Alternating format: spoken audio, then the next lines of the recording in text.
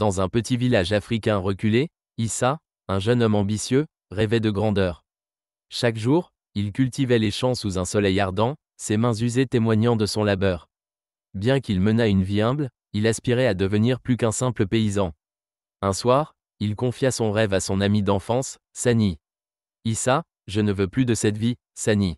Je veux de l'or, des vêtements luxueux et une maison plus grande que tout ce village. Sani, la richesse ne fait pas le bonheur.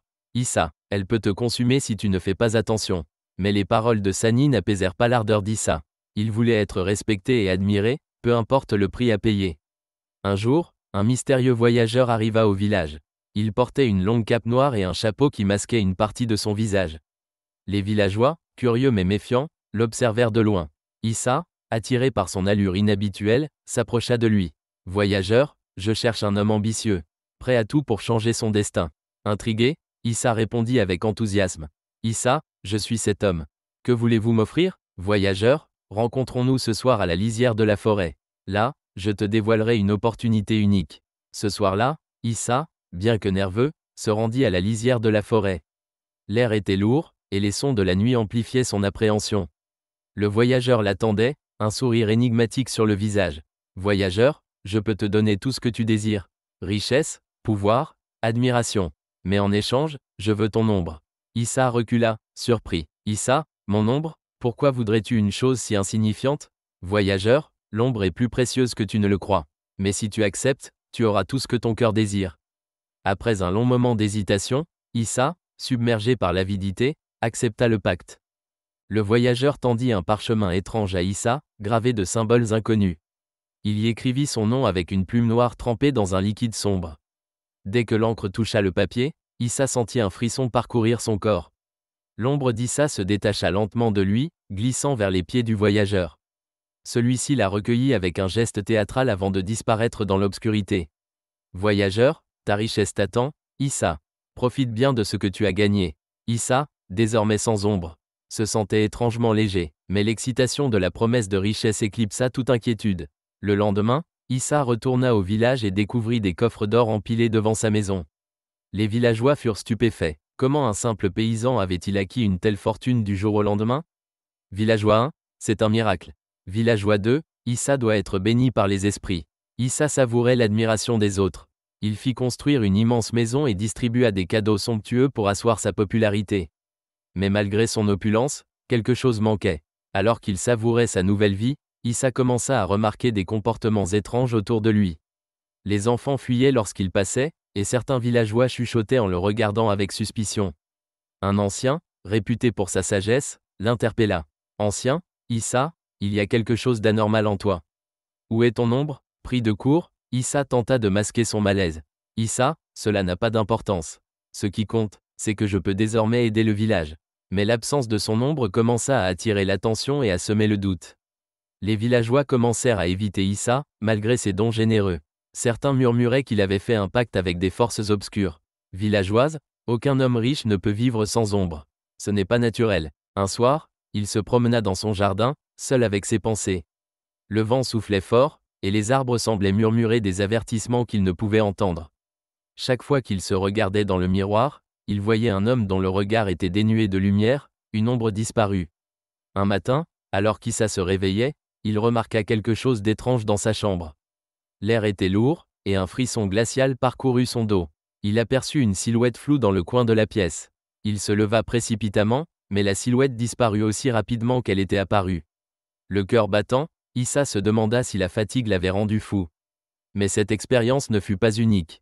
Chaque nuit, des ombres invisibles semblaient l'observer, et parfois des murmures lointains l'empêchaient de dormir. Un soir, décidé à en finir avec ses tourments, Issa retourna dans la forêt, espérant trouver une solution dans l'obscurité. Là, il rencontra à nouveau l'étrange voyageur. Mais cette fois, il n'était plus seul. Un esprit ancien, l'esprit de la forêt, se matérialisa devant lui.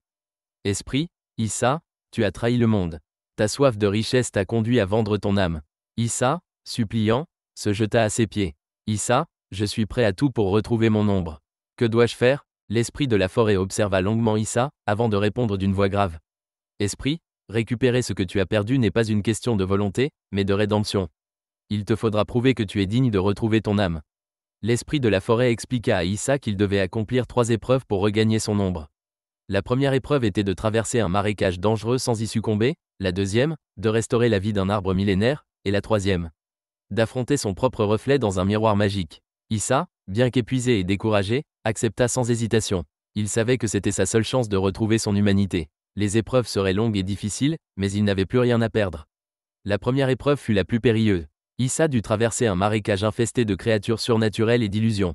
Chaque pas qu'il faisait semblait l'enfoncer davantage dans les eaux sombres. Des voix moqueuses l'incitaient à abandonner, mais il se força à avancer. Au moment où il pensa qu'il allait sombrer, une lueur douce éclaira son chemin. Il suivit cette lumière, qui le mena hors du marécage. Une fois en sécurité, il comprit qu'il avait survécu à l'épreuve grâce à sa persévérance. La deuxième épreuve se révéla tout aussi difficile. Issa arriva devant un arbre géant, mourant et stérile. L'esprit de la forêt lui expliqua que seul l'amour véritable pour la nature pourrait restaurer cet arbre. Issa, plongé dans la réflexion, commença à prendre soin de l'arbre, en lui offrant des soins et en priant pour sa guérison.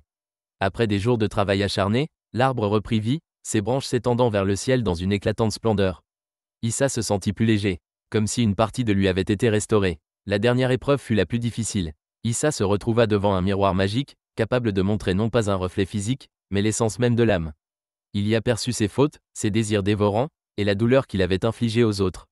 Ce miroir ne mentait pas, il montrait le véritable visage de l'homme qu'il était devenu.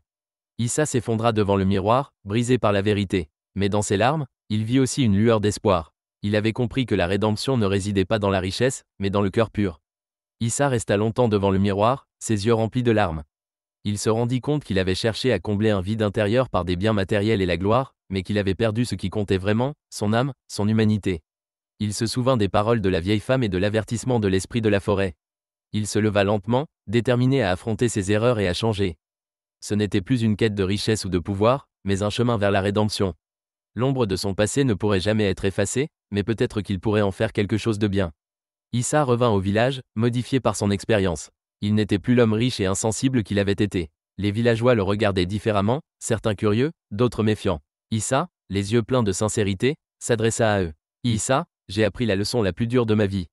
La richesse, la gloire, tout cela est éphémère. Ce qui reste, c'est l'humanité que l'on porte dans son cœur. Les villageois, d'abord réticents, commencèrent à comprendre que l'homme qui leur parlait n'était plus le même. Il offrit son or pour améliorer la vie de ceux qui en avaient besoin, plantant des arbres, construisant des puits, redonnant au village ce qu'il avait un jour pris. Un jour, alors qu'Issa se reposait près de la rivière, l'esprit de la forêt réapparut devant lui. Cette fois, il était entouré d'une lumière douce, comme si une bénédiction était prête à lui être accordée. Esprit, tu as bien changé, Issa. Tu as compris ce que beaucoup ne comprennent pas en une vie entière. Le vrai pouvoir réside dans la compassion et la sincérité. Issa s'agenouilla, reconnaissant l'opportunité qui lui était donnée. Issa, j'ai perdu beaucoup de choses en cherchant à satisfaire mes désirs égoïstes. Mais maintenant, je veux retrouver ce que j'ai perdu. L'esprit de la forêt observa Issa en silence, ses yeux remplis de sagesse et de bienveillance. Après quelques instants, il tendit la main, et une ombre flottante apparut devant Issa. C'était son ombre, celle qu'il avait perdue si longtemps auparavant. Esprit, tu as prouvé que tu es digne de la récupérer. Mais souviens-toi, l'ombre ne te définira jamais. Ce qui compte, c'est la lumière que tu portes à l'intérieur.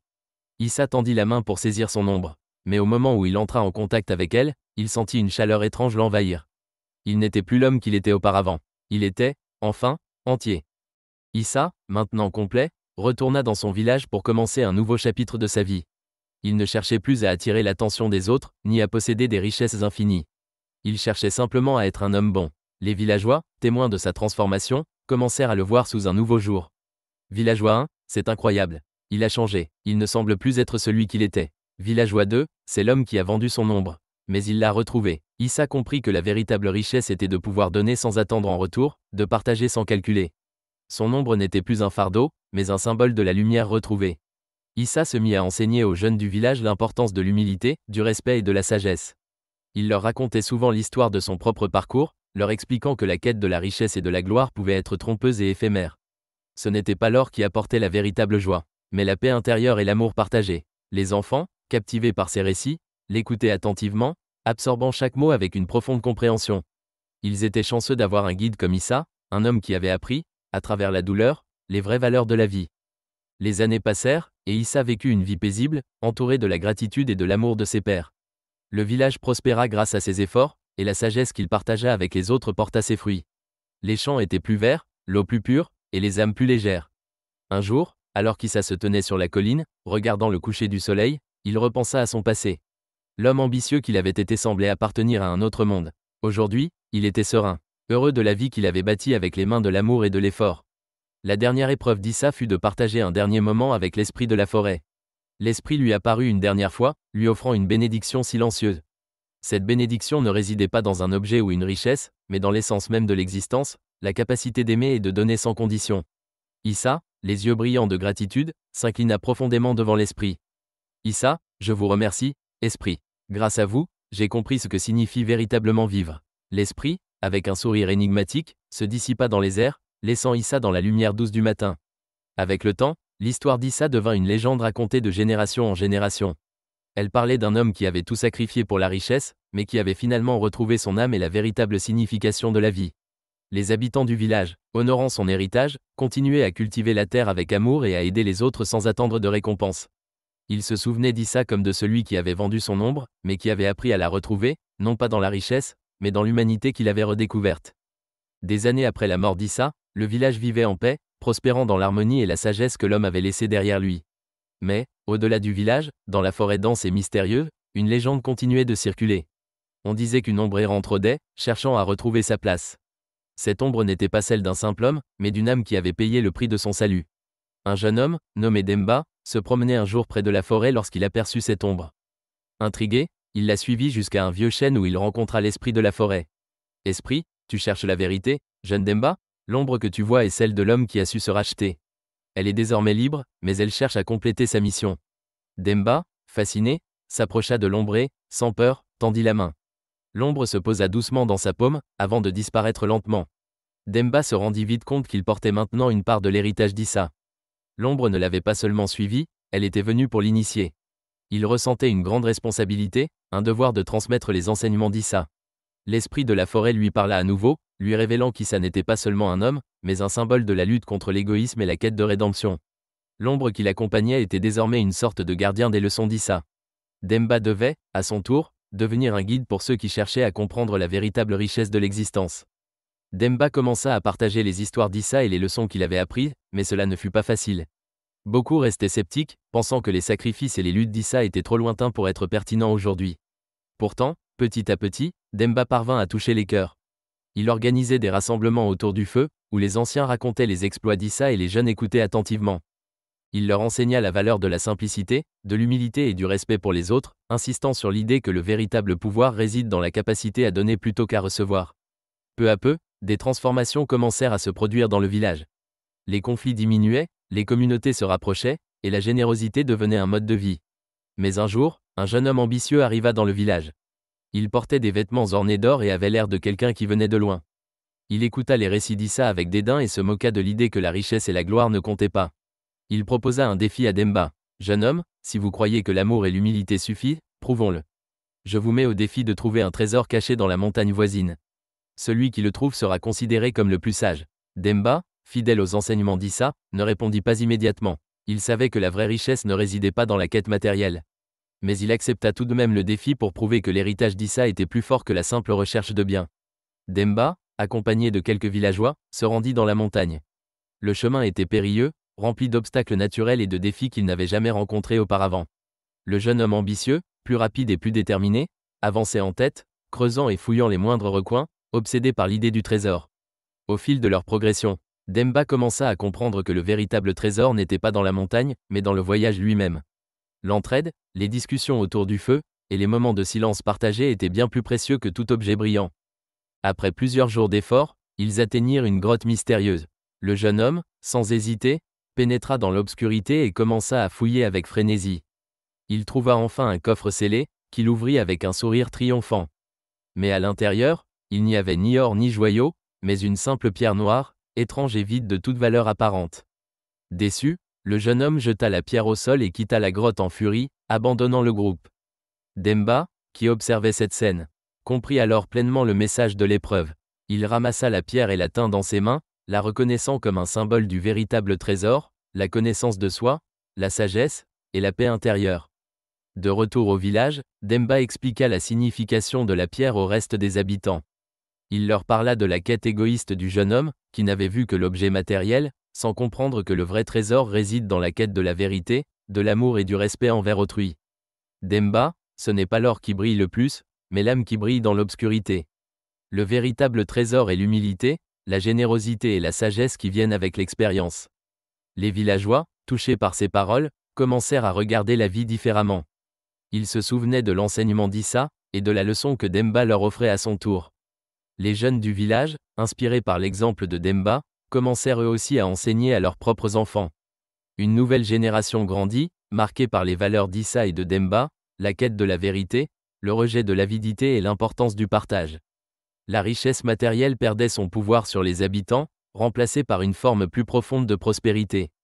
Les anciens racontaient souvent les histoires des héros passés, mais ils insistaient sur une chose, le véritable héritage d'Issa et de Demba ne résidait pas dans des histoires lointaines, mais dans les actes quotidiens de chacun. Le jour suivant, Demba disparut dans la forêt sans laisser de traces. Les habitants, bien que tristes, comprenaient que son rôle était terminé. Ils ne pleuraient pas sa perte, car ils savaient qu'ils continueraient de vivre à travers leurs actes. Certains pensaient qu'il s'était fondamentalement transformé en esprit, comme Issa avant lui, pour veiller sur eux. Mais Demba ne revint jamais. Pourtant, à chaque moment crucial de leur existence, les villageois ressentaient sa présence. Une douce sensation de paix qui les guidait dans les choix difficiles. Ils n'avaient plus besoin de lui, car il les avait préparés à affronter la vie avec sagesse. Des années plus tard, le village, maintenant prospère et uni, reçut la visite de voyageurs venus des régions lointaines. Ces derniers étaient curieux d'en apprendre davantage sur les mystérieux enseignements du village. Un jeune homme, le plus déterminé parmi les visiteurs, s'avança et posa une question.